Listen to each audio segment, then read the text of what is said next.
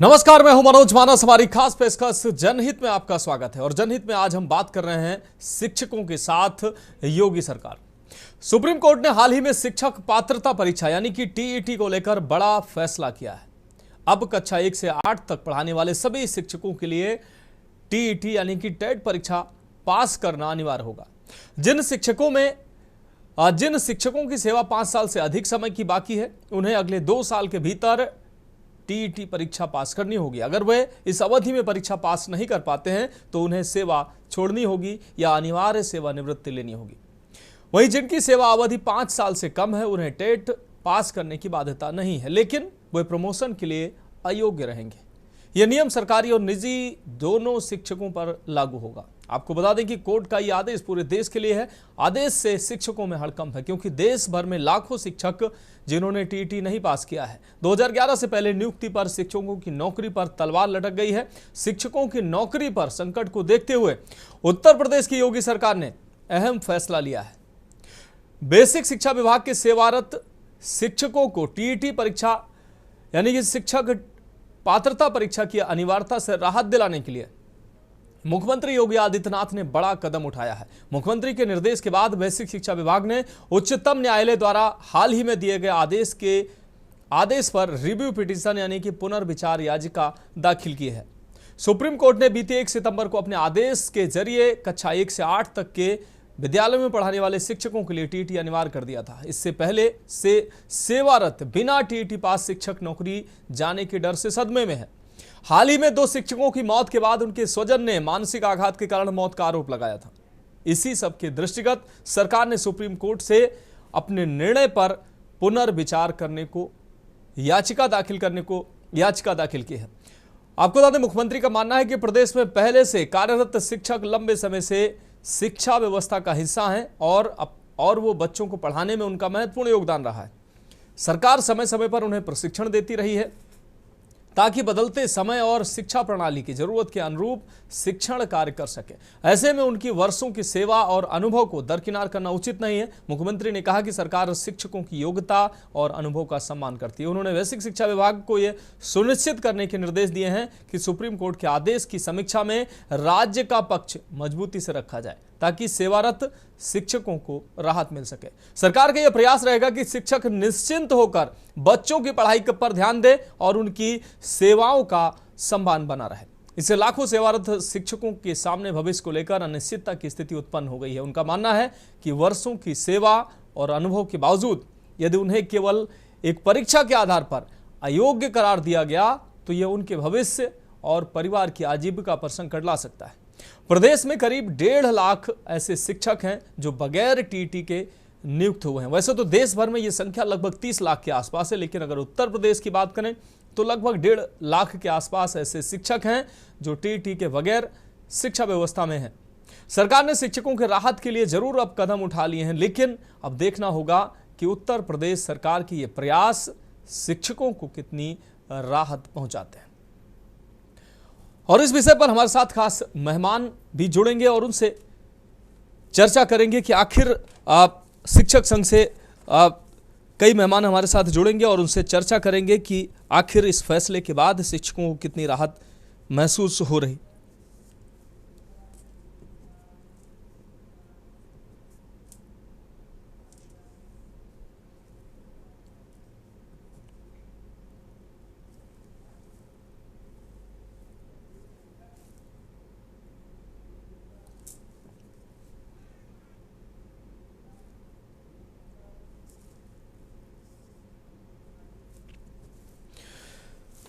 तो इस विषय पर गंभीर चर्चा के लिए हमारे साथ खास मेहमान भी जुड़ चुके हैं। हमारे साथ शिवशंकर सिंह जी हैं, प्रदेश अध्यक्ष राष्ट्रीय शैक्षिक महासंघ से हमारे साथ जुड़ चुके हैं। विनीत मिश्रा जी अधिवक्ता हाईकोर्ट के हमारे साथ जुड़ चुके हैं। विनय कक्कड़ जी हैं, प्रवक्ता हैं, अभिभावक संघ हमारे साथ जुड़ चुके हैं।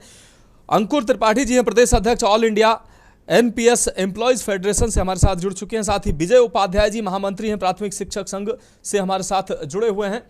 आप सभी मेहमानों का चर्चा में बहुत स्वागत करते हुए सबसे पहले शिवशंकर सिंह जी हैं, प्रदेश अध्यक्ष हैं राष्ट्रीय शैक्षिक महासंघ से, उनका रुख करते हैं। शिवशंकर सिंह जी, सुप्रीम कोर्ट के आदेश के बाद देश भर में लगभग 30 लाख शिक्षकों के जो नौकरी पर तलवार लटक रही थी, क्योंकि टेट परीक्षा अनिवार्य करने के बाद शिक्षकों में हड़कंप था। कई शिक्षक सदमे में थे और लगभग 2 ऐसी घटनाएं सामने आई हैं जिसमें यह बताया गया कि सदमे में आकर उन्होंने आत्महत्या कर ली है। अब उत्तर प्रदेश सरकार ने एक बड़ा फैसला लिया है। उत्तर प्रदेश सरकार ने शिक्षकों को राहत पहुंचाने के लिए इस मामले पर रिव्यू याचिका दाखिल की है और मुख्यमंत्री ने साफ तौर पर कहा कि ये जो शिक्षक हैं, ये समय समय पर इनको प्रशिक्षण दिया जाता है, इनकी जो योग्यता को, अनुभव को नजरअंदाज नहीं किया जा सकता है और निश्चित रूप से सरकार जो है इनको राहत मिले, ऐसा प्रयास करेगी ताकि इनकी आजीविका भी बची रहे और उनका सम्मान भी बचा रहे। क्या कहेंगे सर आप? सबसे पहले तो जी आज के टीवी के पैनल में उपस्थित सभी पैनलिस्ट को नमस्कार जी, और आपको भी प्रणाम। राष्ट्रीय शैक्षिक महासंघ प्राथमिक संवर्ग के प्रदेश अध्यक्ष के नाते जी ये विषय बेसिक शिक्षा परिवार के लिए बहुत ही कठिन समय है, जहां राष्ट्रीय शैक्षिक महासंघ एक समाज में एक ऐसी विचार को लेके चल रहा था कि हमारा विद्यालय, हमारा स्वाभिमान, हम उस दिशा में अच्छा से अच्छा करना चाह रहे थे। उसी समय ये जो माननीय सुप्रीम कोर्ट से जो निर्णय आया है, मैं तो इसमें निर्णय के पीछे एनसीटी का पूरा दोष देता हूं। एनसीटी अगर अपने पक्ष मजबूती के साथ रखी होती और जैसा कि आरटी एक्ट में संशोधन के समय भी नियम 23 के पैरा 4 में स्पष्ट किया गया था कि ये नियम जो आगे की प्रश्नावली है हम उसके बाद के ही लोगों पर लागू करेंगे, परंतु इन लोगों ने जो पैरवी की है माननीय सुप्रीम कोर्ट में और तथ्यों को छुपा करके पैरवी की गई।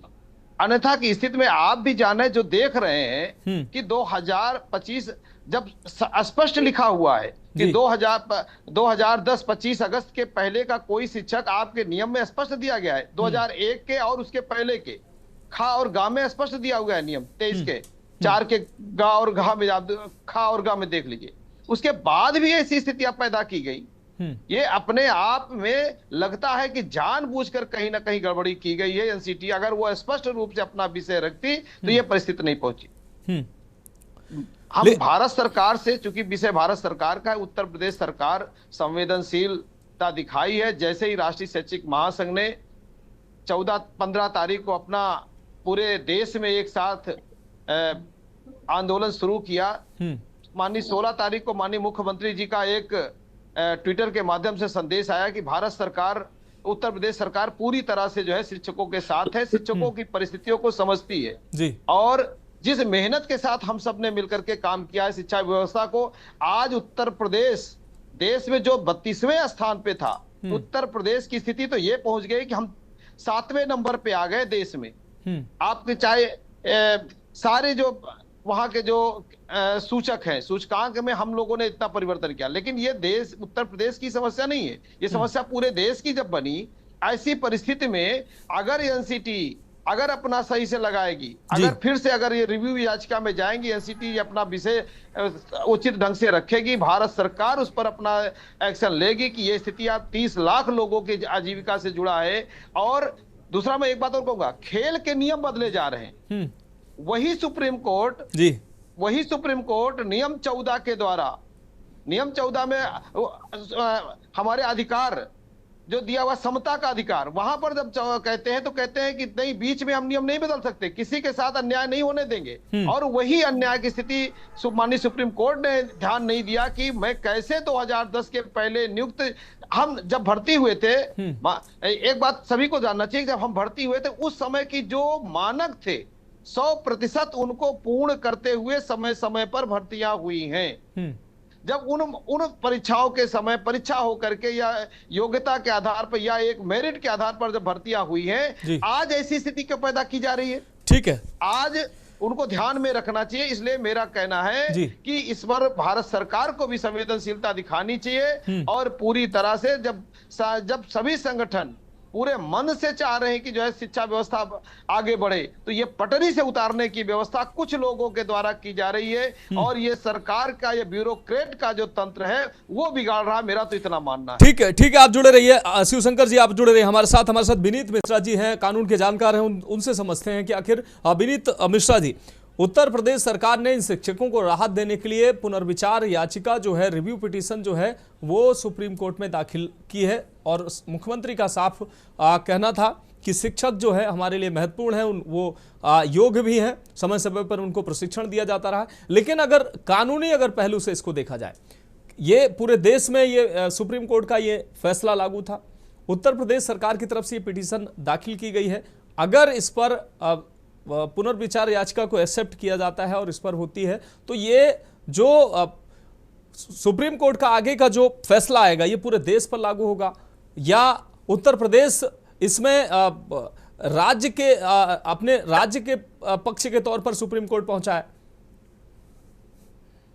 हेलो जी। हाँ, जैसा कि आप अभी तक पिछले भी चर्चा में हमने देखा था कि उस समय पुनर्याचिका के विषय में बात कर रहे थे सभी लोग और जितने भी अध्यापक संघ के सभी शिक्षक लोगों ने है उस पर विचार किया और सरकार के ऊपर दबाव बनाया और एक दो आत्महत्याओं की जो बात आई उत्तर प्रदेश में उससे रिलेटेड चीजों को लेकर के, तो सवाल जो है आपका उसमें यही है कि ये पुनर्विचार याचिका जो है ये पहले एक्सेप्ट हो, उस पे एक्सेप्टेशन के बाद उस पर कोई सुप्रीम कोर्ट राय बनाए।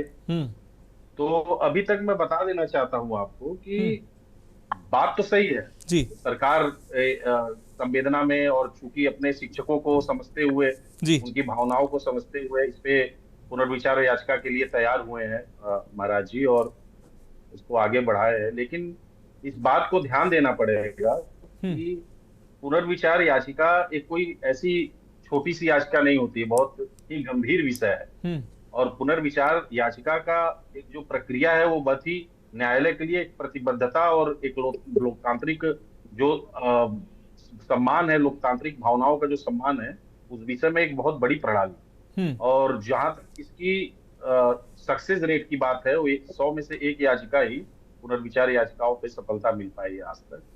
तो पहले इस बात को समझना भी बहुत जरूरी है कि जिस विषय को हम लेकर जा रहे हैं ये कितना सामाजिक चेतना को और कितने न्याय के कितने ज्यादा असर करेगा और अपनी ही न्याय अपनी ही जजमेंट को और अपनी ही जो ऑर्डर लागू किया और उसमें फिर से विचार करना सुप्रीम कोर्ट के लिए बहुत बड़ी विषय का बात होता है। लेकिन जी विनीत मिश्रा जी एक और सवाल इसी में शामिल कर देते हैं। विनीत मिश्रा जी एक और सवाल इसी में शामिल कर देते हैं। जिस तरीके से उत्तर प्रदेश सरकार अब रिव्यू पिटीशन लेकर गई है, देश की अन्य प्रदेश की सरकारें भी रिव्यू पिटीशन लेके पहुंच सकती हैं, फिर क्या सुप्रीम कोर्ट एक साथ उनको एक्सेप्ट कर सकता है, सुनवाई कर सकता है या सुप्रीम कोर्ट रिजेक्ट भी कर सकता है?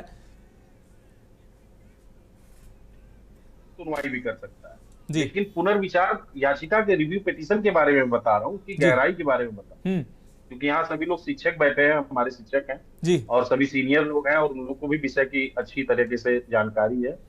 लेकिन इस बात को मैं बहुत ही साफ सुथरे तरीके से मैं बता देना चाहता हूँ कि इतनी आसान राह नहीं है। सरकार राज्य सरकार अपनी भावनाओं को देखते हुए अपने चूंकि एक मुख्यमंत्री प्रदेश का मुखिया होता है तो उस भावनाओं के हिसाब से वो आगे बढ़ रहे हैं। लेकिन यह राह इतनी आसान नहीं है शिक्षकों के लिए जी, क्योंकि जो आधार हैं पुनर्विचार याचिका को एक्सेप्ट करने के लिए बड़े कठिन है, बड़े कठोर है और उस कठोर आधार में ये मैं मानता हूं कि ये भी एक बहुत बड़ा चिंता का विषय है जो टीईटी परीक्षा सब पे लागू हुई जी। इस विषय को भी कम नहीं आंका जा सकता। तो हम ये मानते हैं कि अगर पूरे प्रदेश अन्य प्रदेशों से भी अगर इस विषय पे पुनर्विचार याचिका सुप्रीम कोर्ट में आती है तो कहीं ना कहीं माननीय उच्चतम न्यायालय को ये विचार करने में शायद थोड़ा सोचना पड़ेगा। बिल्कुल हाँ, इस विषय पे हम दोबारा अपनी कुछ अगर त्रुटियां छूट गई हो, कोई ऐसा विषय छूट गया हो जैसा कि अभी गुरु जी बता रहे थे कि कुछ चीजें वो नहीं रख पाए हैं ये लोग समक्ष उनके रूल 14 के अनुसार, ठीक है तो हम ये कह सकते हैं। लेकिन संभावना 1 से 2% है। ठीक है विनीत मिश्रा जी आप जुड़े रहिए हमारे साथ। विनीत मिश्रा जी आप जुड़े रहिए हमारे साथ। अन्य मेहमानों का रुख कर लेते हैं, उनको भी चर्चा में शामिल कर लेते हैं। विजय उपाध्याय जी महामंत्री हैं प्राथमिक शिक्षक संघ के, उनको भी चर्चा में शामिल कर लेते हैं। विजय उपाध्याय जी, जैसा कि विनीत मिश्रा जी ने साफ तौर पर कहा कि संभावनाएं पुनर्विचार याचिका में कम रहती हैं। हालांकि उत्तर प्रदेश सरकार ने शिक्षकों की पीड़ा को देखते हुए ये फैसला जरूर किया है, पुनर्विचार याचिका या रिव्यू पिटीशन दाखिल किया है, लेकिन विनीत मिश्रा जी कह रहे हैं कि एक्सेप्ट भी कर सकता है सुप्रीम कोर्ट, लेकिन इतना आसान नहीं है। लेकिन इस बीच इस फैसले को आप कैसे देखते हैं? एक तो सुप्रीम कोर्ट का यह फैसला पूरे देश पर लागू होता है। उत्तर प्रदेश सरकार जरूर सुप्रीम कोर्ट में गई है, लेकिन अन्य सरकारें अगर नहीं जाती हैं तो कहीं ना कहीं, अभी विनीत मिश्रा जी ने कहा कि अगर अन्य सरकारें भी जाती हैं तो सुप्रीम कोर्ट हो सकता है उसको लगे कि नहीं तमाम सरकारें आई हैं तो उसको एक्सेप्ट कर ले और इस मामले पे आगे की प्रक्रिया शुरू हो जाए। लेकिन कहीं ना कहीं इस फैसले को आसान नहीं बता रहे हैं। दूसरी चीज, शिक्षकों की जो है वो लगातार प्रदर्शन भी जारी है, शिक्षकों की पीड़ा है, सरकार पर भी वो लगातार दबाव बना रहे हैं। सरकार भी समझ रही है क्योंकि यही शिक्षक सारा काम करते हैं, बीएलओ भी यही होते हैं, चुनाव में भी यही काम करते हैं, चुनाव प्रक्रिया में भी यही शिक्षक काम करते हैं। तो कहीं ना कहीं सरकार के ऊपर दबाव बरकरार है, इस वजह से सरकार ने ये फैसला लिया है।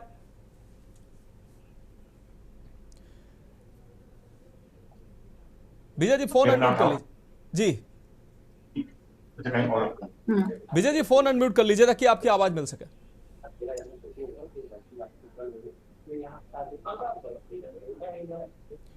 विजय उपाध्याय जी फोन अपना अनम्यूट कर लीजिए ताकि आपकी आवाज दर्शकों को मिल सके। एक रिक्वेस्ट आपको मिल रही होगी, उस पर क्लिक करेंगे तो आपकी आवाज मिल पाएगी।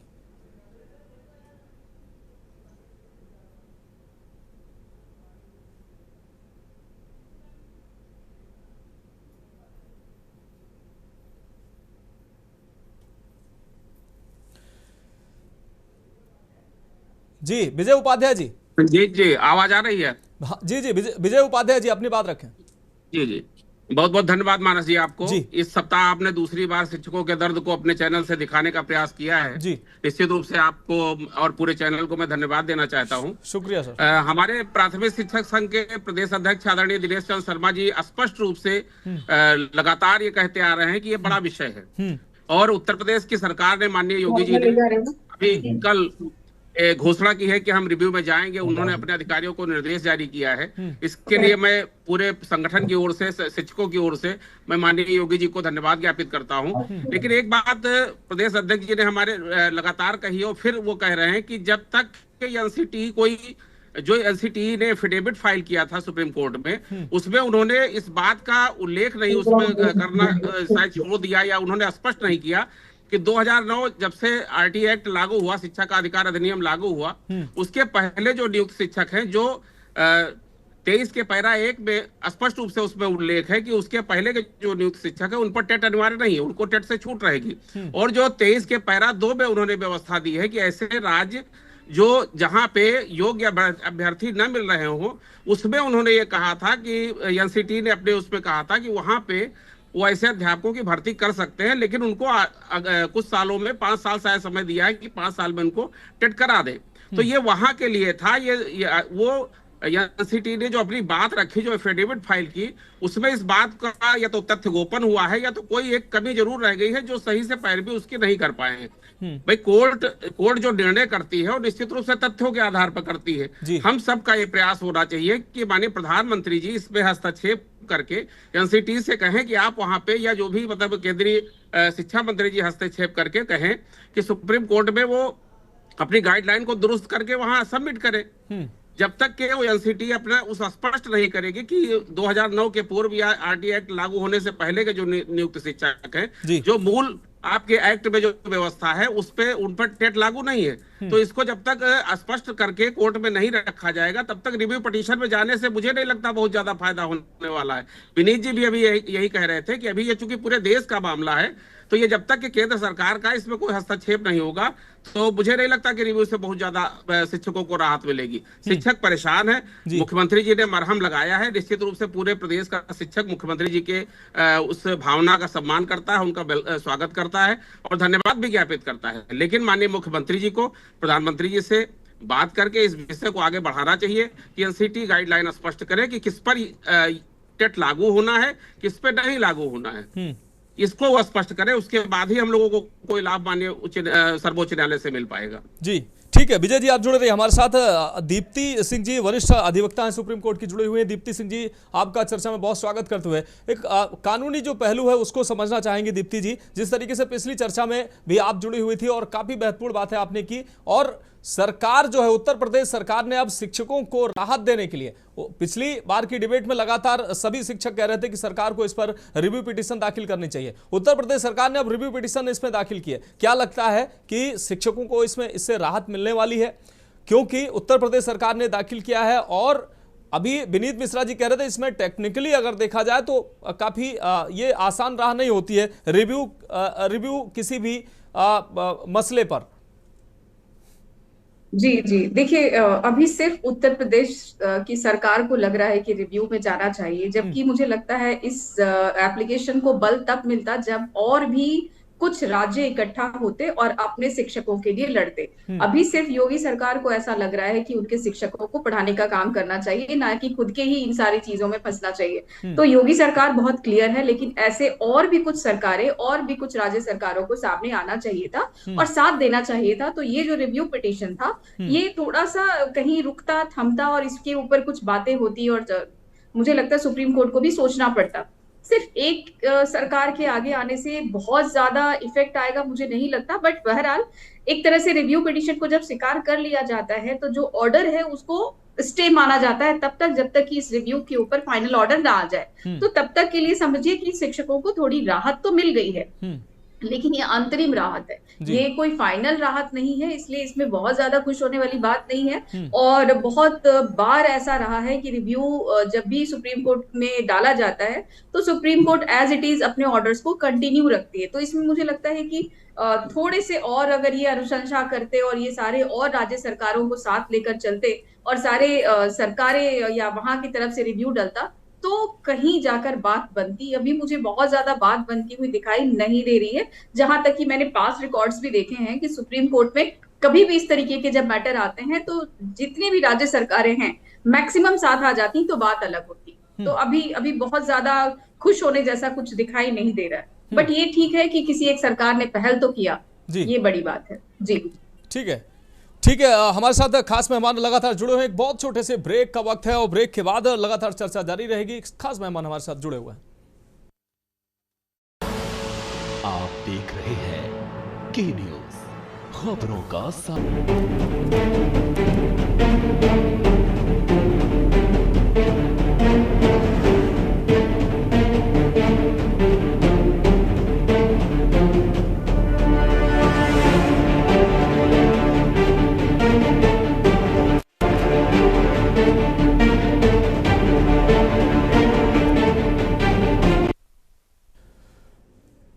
तो ब्रेक के बाद हमारी खास पेशकश में एक बार फिर से आपका स्वागत है। हम बात कर रहे हैं शिक्षकों के साथ योगी सरकार, और हम इस खास डिबेट में आगे बढ़े चर्चा का रुख करते हैं। हमारे साथ खास मेहमान जुड़े हुए हैं, उनका रुख करते हैं।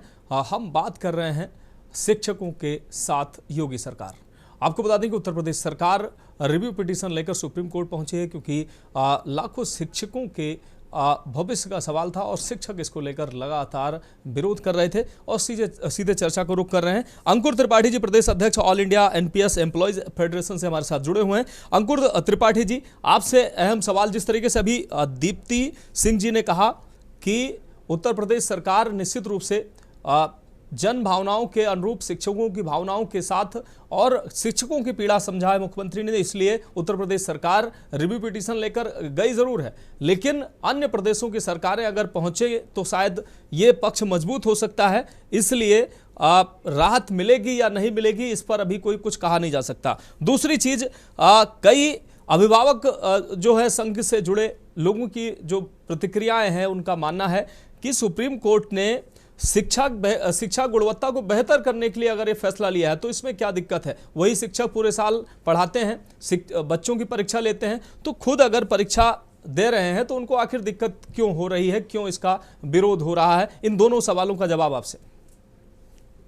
धन्यवाद मानस जी। जी आपने गंभीर विषय पर पुनः डिबेट का आयोजन किया है। जी और हम मुझसे पूर्व राष्ट्रीय शैक्षिक महासंघ के प्रदेश अध्यक्ष जी शिवशंकर जी ने भी बड़ा स्पष्ट तरीके से चीजों को रखा है। तो उसके साथ में अपनी बात को जोड़ते हुए जो आपने दो प्रश्न किए हैं, एक राहत मिलने की जो उम्मीद है, जैसा कि विनीत जी ने भी कहा और दीप्ति जी ने भी कहा है कि ये तो बात बिल्कुल तय है कि राहत मिलने की जो उम्मीदें हैं वो 1% है। लेकिन ये अच्छी बात है कि उत्तर प्रदेश सरकार ने पहल तो की, पहल इस की पर संवेदनशील रवैया अपनाते हुए रिव्यू पिटीशन में वो गई है। ये स्वागत योग्य कदम है, उन्होंने उठाया है। लेकिन सोचने वाली बात है यहाँ पर, जैसा कि शिवशंकर जी ने भी बताया, यहाँ पे दोषी कौन है? एनसीटी पूरी तरीके से दोषी है। एनसीटी ने अपने जो क्लॉज हैं उनको अस्पष्ट रखा है। उन्होंने जो तर्कों को रखना था न्यायालय में उस तरीके से नहीं रखा। अव्यवहारिकता को उन्होंने वहां पे परिलक्षित नहीं किया, नहीं बताया कि इसमें व्यवहारिक दृष्टिकोण से कहाँ पे कठिनाई आ रही है। बहुत से लोग इंटरमीडिएट किए हुए हैं, मैंने पहले भी बताया था, बीपीएड भी लोग हैं, ठीक है, और जो स्नातक करके आए हैं जिनके 50% का मानक नहीं है वो लोग भी सेवा में हैं। तो उसके लिए कोई भी खाका एनसीटी ने तय नहीं किया है। एनसीटी की लापरवाही आपको एक जगह पे और बता देता हूं, जो कि हो सकता है कुछ दिनों बाद आपको वो मुद्दा भी उठाना पड़ेगा। अमित भटनागर जी हैं जो बीएड के मामले में नेतृत्व कर रहे हैं। तो एनसीटी ने, सुप्रीम कोर्ट ने 8 अप्रैल 2024 को एक निर्णय दिया बीएड को लेकर के कि एक ब्रिज कोर्स का आयोजन किया जाए। 1.5 साल होने जा रहा है, एनसीटी अभी तक ब्रिज कोर्स का आयोजन नहीं करवा पाई। ये कहां तक लापरवाही है? एनसीटी पर कड़ाई से केंद्र सरकार को बड़ा हथकंडा अपनाना की जरूरत है। राज्य सरकार को एनसीटी को कस के पकड़ने की जरूरत है कि वो अपने कार्यों को सही से क्यों नहीं करती। भाई आए दिन ये शिक्षकों के साथ लापरवाही क्यों हो रही है? सुप्रीम कोर्ट में हो रही है, हर जगह हो रही है, ये हाई कोर्ट में भी ये लापरवाही देखने को मिल रही है जी। और आपने जो दूसरा विषय बताया कि अभिभावकों का जो कहना है गुणवत्ता की बात, गुणवत्ता की बात पर जो बात आती है कि विभाग ने समय समय पर शिक्षकों का प्रशिक्षण कराती रहती है। वो बहुत प्रशिक्षण होते हैं। हम लोगों के साल भर में 40 दिन का प्रशिक्षण करना अनिवार्य है और होता है हमारा, हम लोग करते हैं। सिर्फ परीक्षा से गुणवत्ता का तय नहीं होगा। आप जो प्रायोगिक व्यवस्था है, जो बच्चों के लिए शिक्षा हमको देना है, हम उसका प्रशिक्षण लेते हैं ना जी। अगर आप परीक्षा से अगर किसी की शैक्षिक परिवेश का या गुणवत्ता का मानक आप तय करेंगे तो आप ये मानिए कि अब ये पुलिस महकमे में, आईएएस में, पीसीएस में, उसमें भी तो गुणवत्ता का मानक है। तमाम अनुसंधान है, वैज्ञानिक अनुसंधान है, डीआरडीओ चल रहा है, डिफेंस चल रहा है, हर जगह मानक तय कर लीजिए ना कि किसी की क्या योग्यता क्षमता उतनी बची है जितनी वो जवानी के दिनों में जब वो विभाग में आया था, क्या उसकी उतनी योग्यता क्षमता बची है क्या? ये भी तो तय करने की जरूरत है। हाँ, समय समय पर आप जो प्रशिक्षण व्यक्ति को इसलिए दिए जाते हैं कि उसका जो ज्ञान है वो उसको रिफ्रेश किया जा सके, उसको मुख्य धारा में लाया जा सके। तो सरकार वो अपने सारे कार्यक्रम करती है। योगी सरकार ने, यह बड़ी अच्छी बात है कि योगी सरकार की तरफ से ये बात कही भी गई है कि हम लोग शिक्षकों का समय समय पर प्रशिक्षण करा रहे हैं, इसलिए उनमें गुणवत्ता की स्थिति में कोई अभाव नहीं है। वो पूरी तरीके से शिक्षा देने के योग्य है, सक्षम है, समर्थ है। इसलिए गुणवत्ता के मामले को लेकर के किसी भी अभिभावक को बहुत अधिक चिंतित होने की आवश्यकता नहीं है, क्योंकि इन्हीं शिक्षकों के पढ़ाए हुए बच्चे आईएएस बने हैं, डीएम, एसडीएम और राष्ट्रपति, प्रधानमंत्री तक पहुंचे हैं वो लोग, ठीक है, और वो वैज्ञानिक भी बने हैं। ठीक है, सोचने वाली बात है जी। अंकुर त्रिपाठी जी, अभिभावक संघ के लोग भी हमारे साथ जुड़े हुए, उनका भी रुख कर लेते हैं। काफी देर से इंतजार कर रहे हैं विनय कक्कड़ जी, सुप्रीम कोर्ट के इस फैसले को, हालांकि पिछली चर्चा में भी आप जुड़े हुए थे, आपने पहले भी कहा था कि कोई भी अभिभावक नहीं चाहता है कि उनके बच्चों को बेहतर शिक्षा ना मिले, बेहतर शिक्षक उनके बच्चों को ना पढ़ाए। सुप्रीम कोर्ट के इस फैसले को कैसे आप देखते हैं? दूसरी तरफ लाखों शिक्षकों के जो भविष्य का भी सवाल है। सुप्रीम कोर्ट ने जो निर्णय लिया है, शिक्षा की बेहतरी के लिए निर्णय लिया है, और इस फैसले के बाद शिक्षक प्रभावित होते भी नजर आ रहे हैं। दूसरी तरफ मुख्यमंत्री ने कहा कि सिर्फ एक एग्जाम से शिक्षकों के जो वर्षों के अनुभव को हम नजरअंदाज नहीं कर सकते, और इसी के साथ वो रिव्यू पिटीशन लेकर पहुंचे। धन्यवाद मनोज जी। और नमस्कार सभी यहाँ बंधु जो जुड़े हुए हैं उनका भी, और सभी दर्शकों को भी मेरा नमस्कार। देखिए मनोज जी, मैंने पिछली बार भी ये बात कही थी कि मैं चाहता हूं कि मेरे बच्चे को उत्तम शिक्षा मिले और बढ़िया से बढ़िया शिक्षक मिले, और सीखना जो है एक जीवन पर्यंत प्रक्रिया है, तो सीखने में कोई बुराई नहीं है। लेकिन सिखाने के साथ ये तलवार लटका देना कि अगर आपने ये टेस्ट ना दिया और इसमें पास ना हुआ तो आपको नौकरी से हाथ धोना पड़ेगा या वॉलंटरी रिटायरमेंट ले लीजिए, इसके पीछे का मूल कारण क्या है? मैंने पिछली बार भी इस चीज को पॉइंट आउट करने की कोशिश की थी। क्या ये पहली कड़ी नहीं है शिक्षा के प्राइवेटाइजेशन में कहीं एक कदम आगे बढ़ाने के लिए कि पहले सरकारी शिक्षकों को बाहर किया जाए? अगर पीछे की मंशा ये है तो इसका जरूर विरोध होना चाहिए। लेकिन अगर मंशा है कि शिक्षकों को अप टू डेट किया जाए तो उसके लिए बहुत सारे अन्य प्रावधान हो सकते हैं। उनकी लगातार ट्रेनिंग हो सकती है, आप उनको लगातार अपडेट कर सकते हैं, वर्कशॉप ले सकते हैं, उनकी ट्रेनिंग कर सकते हैं और उसके बाद उन्हें आप वॉलंटरली एक एग्जाम के लिए भी एनकरेज कर सकते हैं। पर एग्जाम हर साल होगा और हर साल में से ये तो एलिमिनेशन राउंड हो गया ना, तो यहाँ पे रूट कॉज क्या है? क्या शिक्षा के निजीकरण के लिए ये पहला स्टेप है कि पहले सरकारी शिक्षकों, सरकारी स्कूलों को शिक्षकों से हीन कर दिया जाए और उसके बाद फिर उनको विलय कर दिया जाए, उनका निजीकरण कर दिया जाए या अन्य कई चीजें कर दी जाए? तो मंशा क्या है उस पर विचार भी होना चाहिए। शिक्षक अपनी जगह ठीक है, अभिभावक अपनी जगह ठीक है कि हमें बेस्ट चाहिए, पर वो बेस्ट किसकी कॉस्ट पे मिल रहा है वो भी समझना होगा।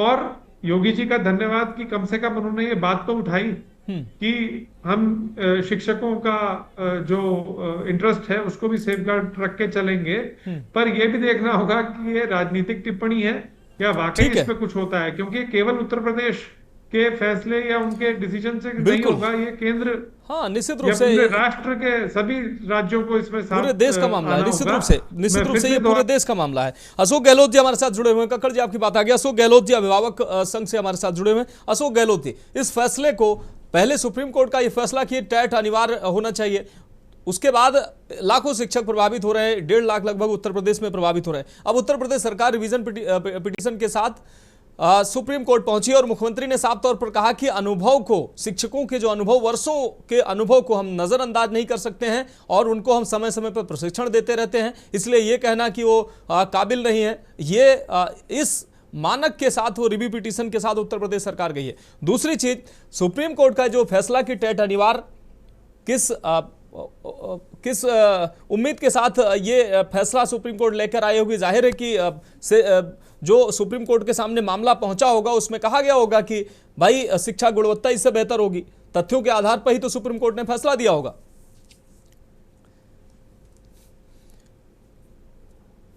अशोक गहलोत जी, फोन जी, मैं बहुत बहुत बधाई देता हूं कि आपने ज्वलंत विषय को उठाया जी, और आप और आपका चैनल समय समय पर इन विषयों को उठाता है, उसके लिए आपका साधुवाद, शुक्रिया। देखिए, सबसे पहली समस्या जो पैदा हुई है ये सरकारी लेट लतीफी का परिणाम है कि ये विषय यहाँ तक पहुंचा जी। हर प्रत्येक विभाग की ये जिम्मेदारी बनती है कि वो अपने किसी भी विभाग में जो कार्यरत कर्मचारी हैं और अपने दायित्वों का निर्वहन सही ढंग से कर सके, उसके लिए समय समय पर उनकी दक्षता को ध्यान में रखते हुए कुछ ट्रेनिंग प्रोग्राम्स चलाए और उसके बाद उन्हें सर्टिफाई भी करें। ये सारी समस्या सर्टिफिकेशन से आई। आपने दुनिया भर की ट्रेनिंग दिला दी, कोई सर्टिफिकेशन आपने जारी किया विभाग ने जी कि he is a eligible person, he is a competent person, तो ऐसा तो कोई आपने कोई दाखिल किया नहीं। अब समस्या यहाँ से शुरू होती है। देखिए, मैं इस बात का तो मैं पक्षधर हूँ कि कोई भी सरकारी कर्मचारी, प्राइवेट कर्मचारी या देश का प्रत्येक नागरिक जो किसी भी काम में लगा है वो दक्ष होना चाहिए, वो सक्षम भी होना चाहिए, वो कर्तव्य परायण भी होना चाहिए। परंतु ये थोड़ी सी समस्या ये देखने में आ रही है क्योंकि टीईटी का कंसेप्ट कुछ दशक पहले ही आया है और बहुत सारे ऐसे शिक्षक लगे हुए हैं कि जो 1980 के समय के पढ़े हुए हैं अपना, तो उस समय की जो एजुकेशन थी और आज की एजुकेशन में फर्क तो है। मेरा ये मानना है कि क्या सुप्रीम कोर्ट को सिर्फ ये दक्षता का विषय ही दिखाई देता है, यही जनगणना करते हैं शिक्षक, यही आपकी वोट बनाते हैं, ये गैर शैक्षणिक कार्यों में इनके कार्य दिवस कितने लगते हैं, क्या इस तरफ सुप्रीम कोर्ट का कोई ध्यान नहीं देना चाहिए? इस तरफ तो किसी प्रकार का कोई ध्यान ही नहीं दिया जा रहा है। अब उसी का ही परिणाम है कि आप गुणवत्ता की बात कर रहे हैं शिक्षा के लिए, पर एक पक्षीय बात कर रहे हैं कि अगर उन्हें गुणवत्ता युक्त वातावरण दिया जाए, आज स्कूलों की आप हालत देखिए, कड़कड़ाती सर्दी में और जला देने वाले गर्मी के उस माहौल में ना तो बच्चे टिक पाते हैं जी और ना ही शिक्षक ही टिक पाते हैं। तो मैं सिर्फ इतना कहना चाहता हूं कि सुप्रीम कोर्ट तक इस विषय को पहुंचने के पीछे सरकारी हीला हवाली और सरकारी लापरवाही रही है। समय समय पर आप ट्रेनिंग प्रोग्राम करके उन्हें दक्षता के संबंध में प्रमाण पत्र देते, कम से कम वो इस विधायी कार्य को अपना करते हुए कोई कानूनी अमलू जामा पहनाते हुए इस कार्य को कर सकते थे। तो आज ये स्थिति पैदा नहीं होती कि सुप्रीम कोर्ट के यहाँ पे ये कहने के लिए कि टीईटी है। विभाग खुद बताता कि भाई हमारा जो बंदा है ये कॉम्पिटेंट है, इस वजह से सर्विस में है ये अपना। अब आप 80 के दशक के पढ़े हुए लोगों से 2010 के दशक की टीईटी की परीक्षा की आप आशा करते हैं, ठीक है कुलदीप जी, बिल्कुल अनुचित है व्यवहार जी। और माननीय सर्वोच्च न्यायालय के मैं सम्मान करता हूं कि वो भी चाहते हैं कि दक्ष व्यक्ति हों, पर इसके व्यवहारिक पक्ष को भी थोड़ा ध्यान में रखते ठीक है कुलदीप जी, आपका रुख कर रहे हैं। कुलदीप जी, बहुत महत्वपूर्ण बात गहलोत जी ने कही है कि आप शिक्षकों से काम तो आप बीएलओ का काम करवाएंगे, चुनाव का काम करवाएंगे, उसके बाद आप परीक्षा शिक्षकों की लेंगे कि शिक्षा गुणवत्ता में सुधार हो, इसलिए उनको टेट देना अनिवार्य है। तो ये जो मापदंड है, आप अगर गुणवत्ता ही सुधारना है तो शिक्षकों को जो अन्य कामों से उनको दूर करिए, और उसके बाद जो ट्रेनिंग प्रोग्राम जो है समय समय पर चलते ही रहते हैं, और वो ट्रेनिंग प्रोग्राम इसीलिए चलते हैं कि शिक्षकों को बेहतर तरीके से पढ़ाना है और बेहतर तरीके से वो बच्चों से बिहेव कर सकें। जब ये सारी प्रक्रिया हो रही हैं, फिर ये टेट जो है वो उनके मत्थे पर जबरदस्ती क्यों मढ़ा जा रहा है, ये शिक्षक कह रहे हैं। कुलदीप जी।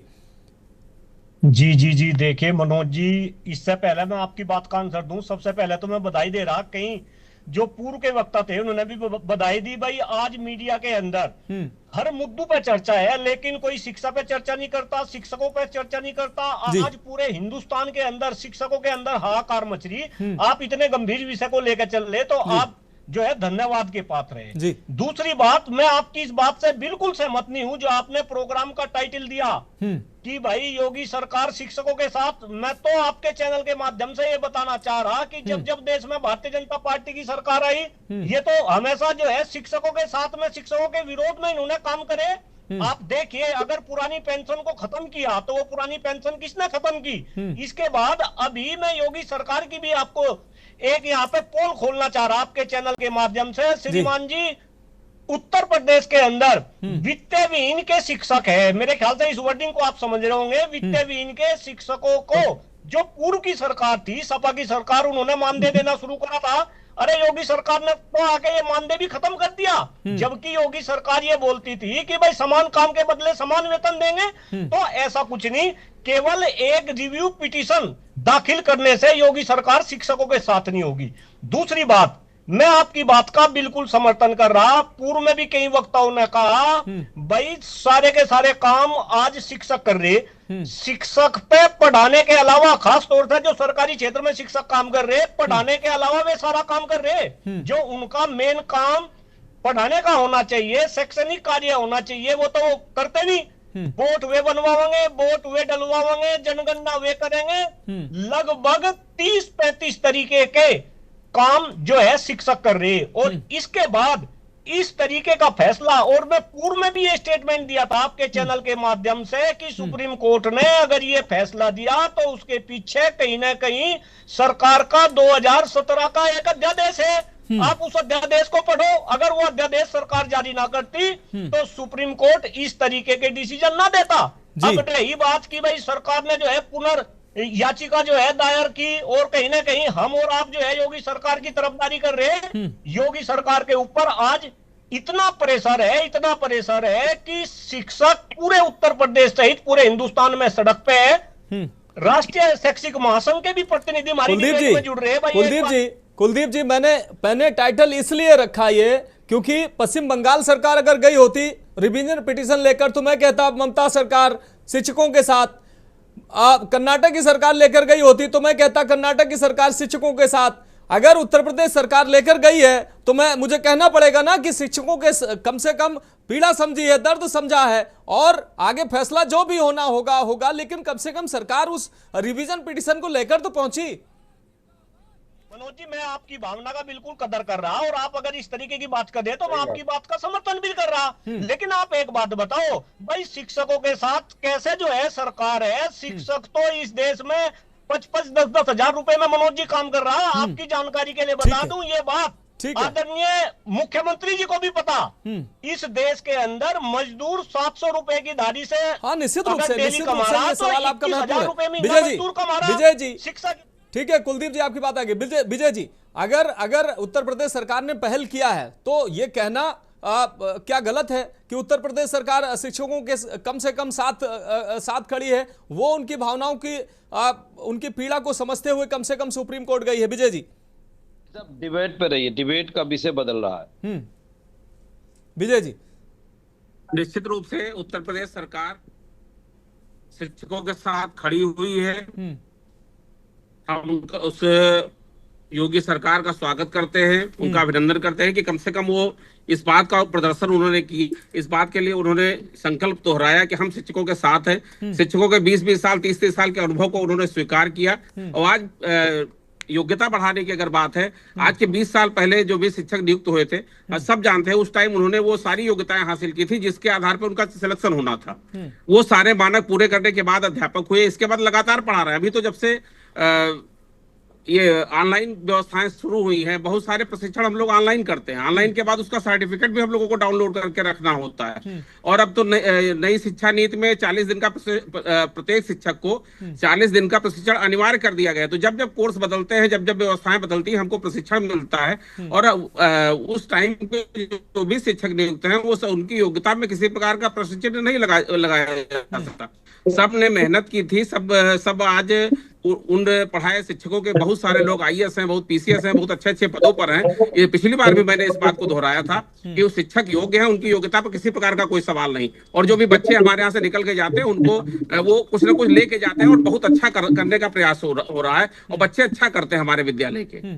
और योगी सरकार ने अगर इस बात को उठाया है तो हम निश्चित रूप से उनका धन्यवाद ज्ञापित करते हैं। लेकिन इसके साथ एक विषय और जरूर है कि इस बात को केंद्रीय सरकार के पास लेके जाना चाहिए। केंद्रीय शिक्षा मंत्री जी से बात करनी चाहिए, मुख्यमंत्री जी को हस्तक्षेप करके प्रधानमंत्री जी से बात करनी चाहिए। उनसे कहना चाहिए कि शिक्षकों पे संकट है। आज उत्तर प्रदेश के 1.5 से 2 लाख शिक्षक अवसादग्रस्त हैं। उनके बारे में माननीय प्रधानमंत्री जी से बात करनी चाहिए। रूप से केंद्र सरकार को भी इस पर पहल करनी चाहिए और अन्य प्रदेश की जो सरकारें हैं उनको भी पहल करनी चाहिए ताकि पक्ष मजबूत हो सके और इन शिक्षकों की आवाज जो है वो मजबूती से कम आगे बढ़ सके। बहुत शुक्रिया हमारे साथ जुड़ने के लिए। शिवशंकर सिंह जी आपका बहुत शुक्रिया। दीप्ति सिंह जी हमारे साथ जुड़े, आपका बहुत शुक्रिया। विनीत मिश्रा जी आप जुड़े हमारे साथ, आपका बहुत शुक्रिया।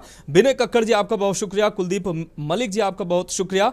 अंकुर त्रिपाठी जी आपका भी बहुत शुक्रिया और विजय उपाध्याय जी आपका भी बहुत शुक्रिया। और अभिभावक संघ से हमारे साथ गहलोत जी जुड़े, आपका भी बहुत शुक्रिया। लेकिन विषय यही है कि उत्तर प्रदेश सरकार ने हालांकि ये पहल की है। अब केंद्र सरकार, शिक्षक साफ तौर पर शिक्षक कह रहे हैं कि केंद्र सरकार को भी पहल करनी चाहिए। अन्य प्रदेश की सरकारें अगर पहल करती हैं तो निश्चित रूप से ये पक्ष मजबूत होगा और सुप्रीम कोर्ट में याचिका जो है, पुनर्विचार याचिका एक्सेप्ट की जाएगी और कम से कम शिक्षकों के विषय पर एक बार फिर से पुनर्विचार हो सके कि जो फैसला लिया गया है उसमें कुछ संशोधन हो सकता है, बदलाव हो सकता है, क्योंकि इसमें लाखों शिक्षक प्रभावित हो रहे हैं। फिलहाल इस खास पेशकश में अभी के लिए मेरे साथ इतना ही। मुझे दीजिए इजाजत और आप देखते रहिए के न्यूज़ इंडिया।